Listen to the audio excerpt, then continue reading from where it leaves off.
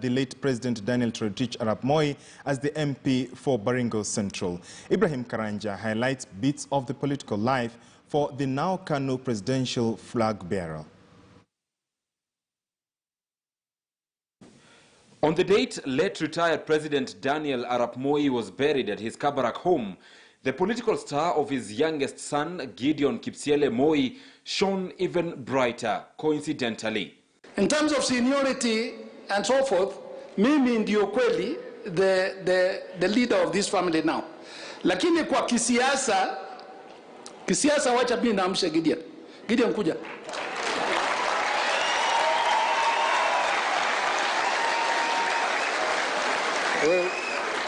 Kwa kisiasa itakuwa huyu, sivyo? This announcement was the hallmark that would differentiate Senator Moi's political mien from what was widely known in his previous 16 years in active politics and the days to follow.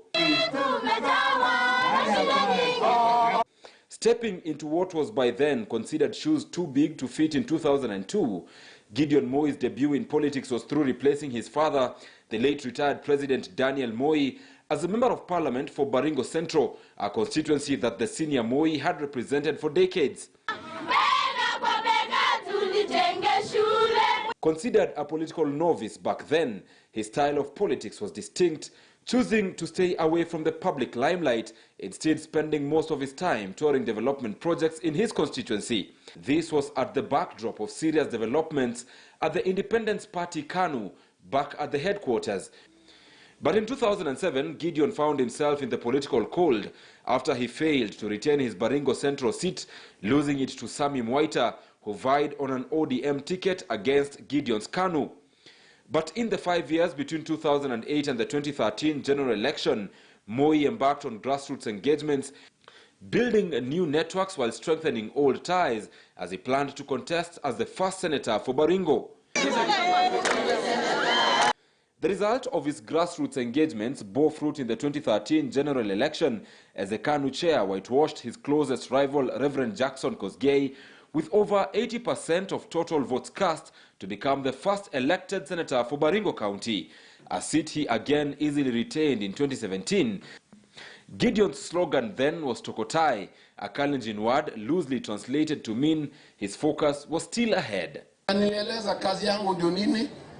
Tunafuata nini? Tunafuata mguu ya ng'ombe. So hii watu wakisukumuza sisikii kwa sababu mimi nafuata. During the period towards and after the 2017 general elections, Gideon led his party in supporting President Uhuru Kenyatta. Mambo ya 2022 ni neema ya Mwenyezi Mungu. Yale tunataka sisi ni sahihi. Kila kitu tunataka wakati gani? Kuu.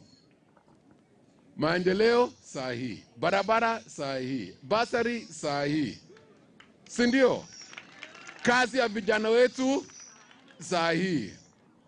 Sikueleza sisi tungoja ati hii msafara tunaenda ya 2022 na wewe mwenyewe undafaidika. Wananchi wanasirai. Alafu naeleza sisi tuvumilie kama jamii ya Kalenjin kwa sababu tunaona 2022. Wewe enda peke yako hiyo safari. Sisi tunataka yetu sahihi.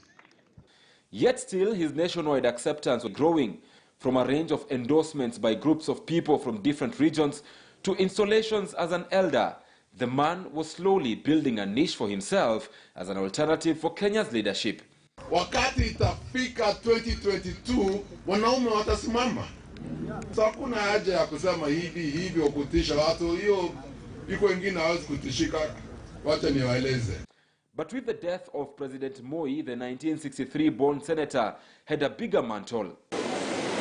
Hata kushika hii rungu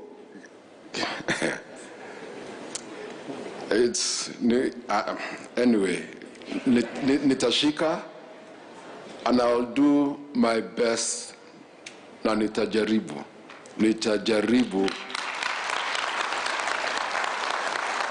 nikiweka Mwenyezi Mungu mbele.